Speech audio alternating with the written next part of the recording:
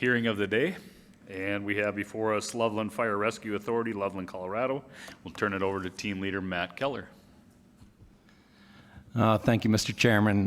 Good afternoon, Commissioners. It's a pleasure to be back before you again this cycle and to present to you or introduce to you the Loveland Fire Rescue Authority. I'd like to take a moment, if I can, to thank my fellow peer team members, Rich Lauer, Brent Porter, and Mike Webb for their professional rigor and commitment to the process. Really helped us along, and I appreciate their efforts. Excuse me. Additionally, I'd like to thank Chief Sindelbach and his agency members as well for their candor and for their efforts in dealing with the recommendations that we brought forth to them as a team during our two site visits. I'd like to update the Commission on progress relative to those visits. As you note in the reports, we had 27 recommendations. At this time, 10 of those have been completed. Of those 10, there are the 6 that revolved around the risk assessment methodology. They now have a methodology that is measurable, adopted, and repeatable that has provided quite a bit of transparency for their organization as a whole moving forward. The additional 15 of the remaining 17 are in process, anywhere from 50 to 90%. It is anticipated, based on conversations with them and my review of those recommendations and that progress, that they will probably be completed in full by the time of their first ACR or their next ACR submission to the Commission. The remaining 2 recommendations were associated with staffing plans in their strategic plan. They had objectives around that. Those 2 recommendations on those approved things have been pushed, if you will, or advanced to 2024. And Chief Sindelbach will be able to speak to those later a little bit more specifically. Having said that, and with that, it is the team's unanimous recommendation that for Loveland Fire Rescue Authority to receive accredited status. So I'm going to turn it over to Chief Sindelbach at this time. Thank you. Well, thank you, Matt, and good afternoon, members of the Commission, Mr. Chairman. It is absolutely an honor for LFRA to sit before you. I would be remiss if I didn't start my remarks with thanking the team. Matt and his team came to our organization, and they came with a critical eye. And I got to tell you, we appreciate that. As true professionals, the LFRA appreciates a critical eye. While it is tough to accept for many, LFRA accepted it with open arms because we believe that it's truly what exemplifies professionalism. I will start off by telling you very quickly, I became the fire chief in October of 2021, and I inherited an organization with a very firm foundation, an organization that exemplified courage, commitment, and compassion at the highest level.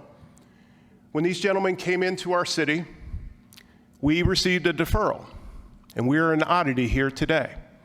Now, that may seem like a black eye to many, but a true professional organization accepts that, not as a kidney punch, but an opportunity to raise the bar. So we stand here before you today, ready and prepared to raise that bar and meet the standard and exemplify the professionalism that CFI stands for.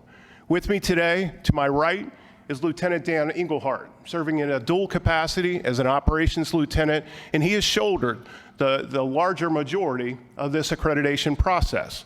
And I will say this, if there's anything we've learned, is that accreditation is not about a single individual. We are now ready and prepared to live that document on an each and every day basis, as opposed to a single person representing our accreditation status. To Dan's right is Engineer Dan Walsh. Dan Walsh is our data guy. While you can imagine it's very tough to find people within the operational ranks who are enamored with data, Dan has served an incredible role, and I'm incredibly appreciative of the work he's done. To his right is Assistant Chief Tim Smith. Assistant Chief Tim Smith is over operations, but more importantly, Tim rallied the troops and really brought this team together and said that it's no longer a single person's responsibility, it is an organizational responsibility. So he championed that. He's assembled the task force that has basically brought us here today.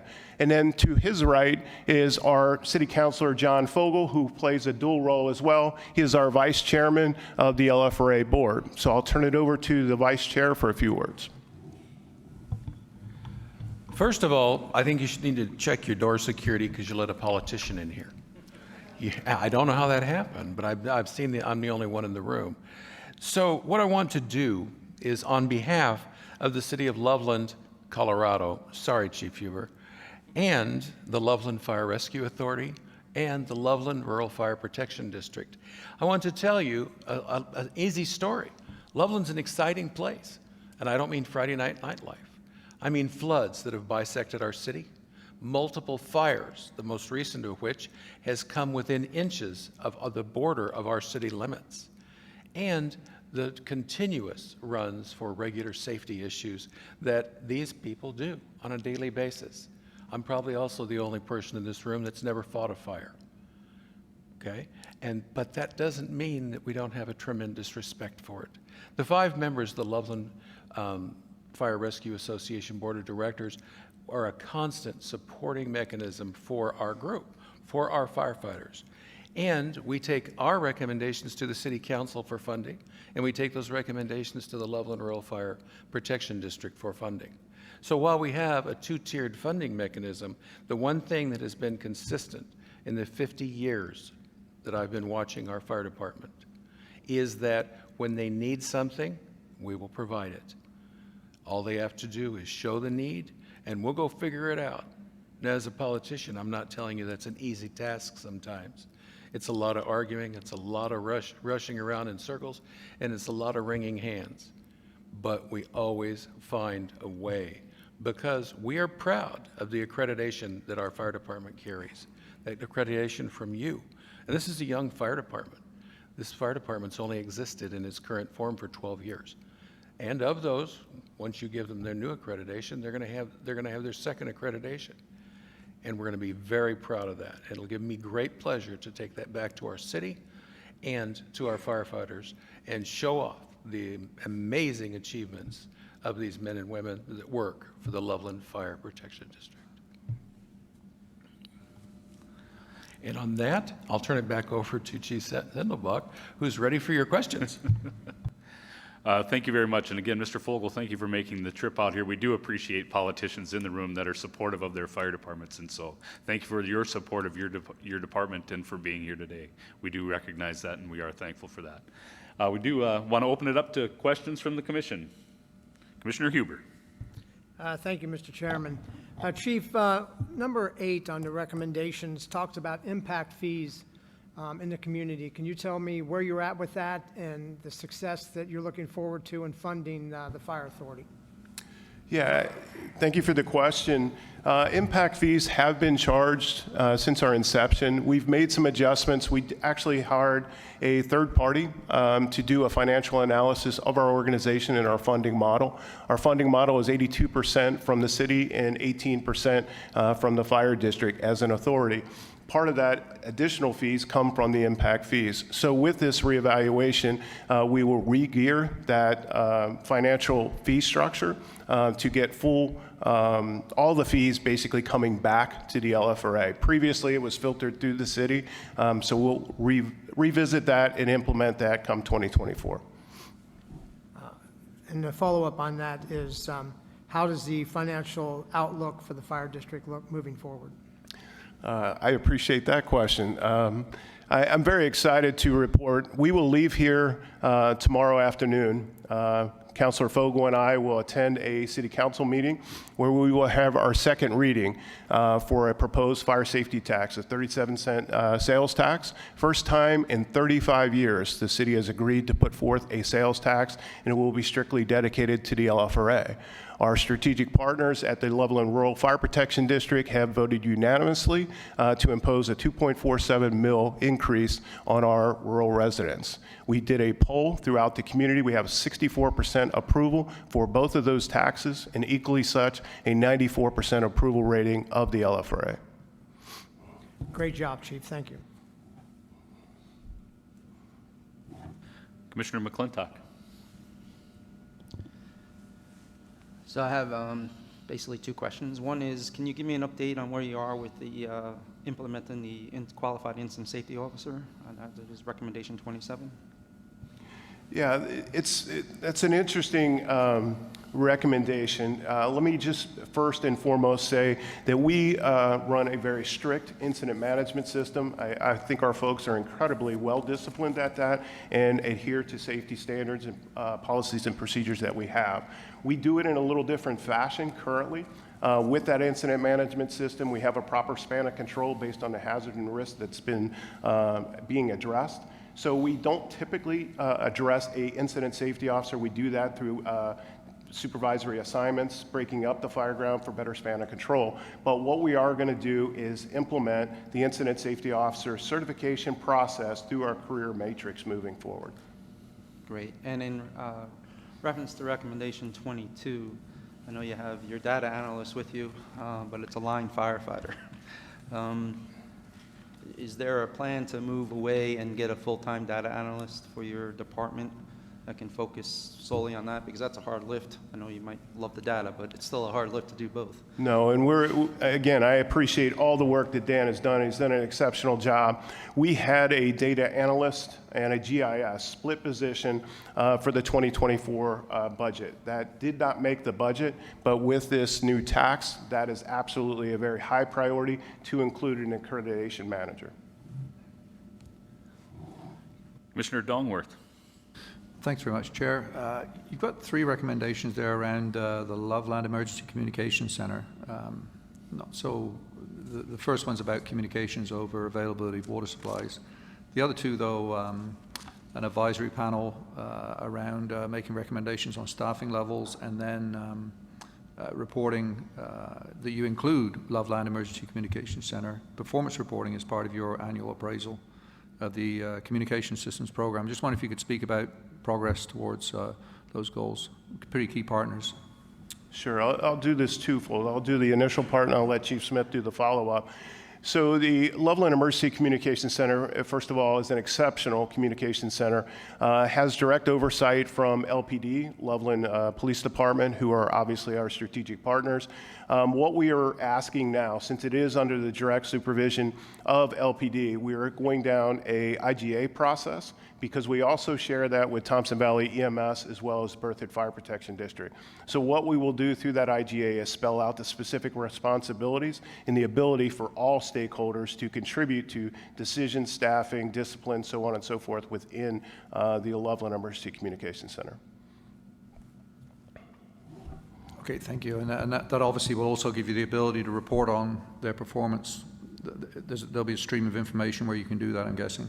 Yes, so obviously the goal of the IGA would be very detailed to provide that directly to the oversight board, which would be representative of the four stakeholders. Okay, thank you. Do you have anything you wanted to add? I guess I can add to that for sure. So I work directly with the manager of the comm center and collecting data. We've been doing it for years, at least watching the numbers of echo medicals and structure fires, what the call processing times are. So we make sure that those are low. We're expanding that even further now to understand their staffing levels because I want to help create a story for them to argue for those positions. Thank you. Any other questions from commissioners? Commissioner Margucci. Good afternoon.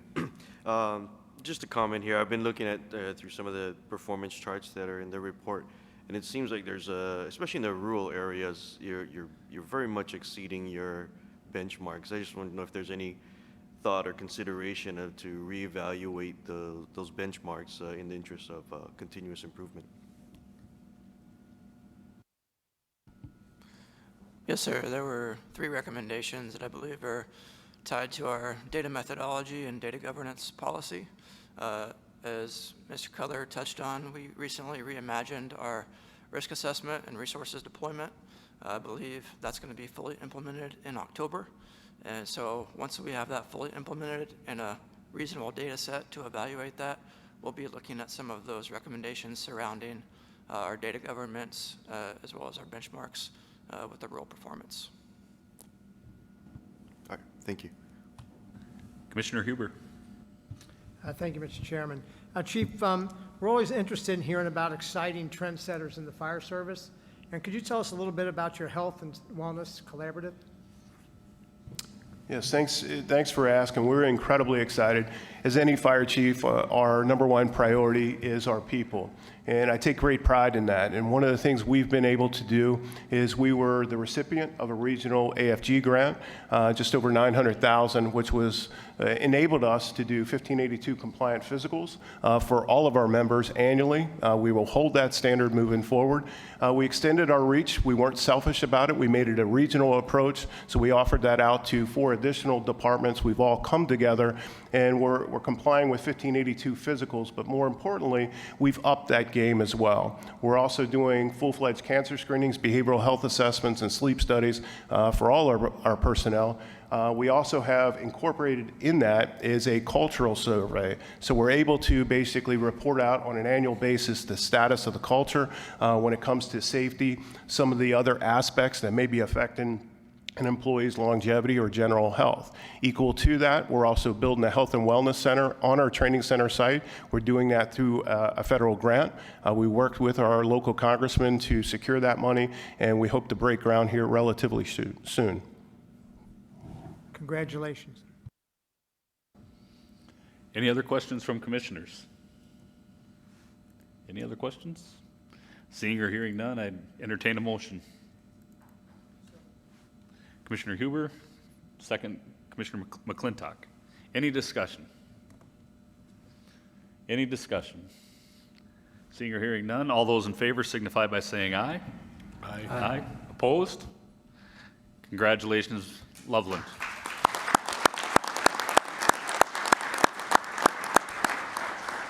Just a reminder for the agencies, we'll be taking photos in the Getty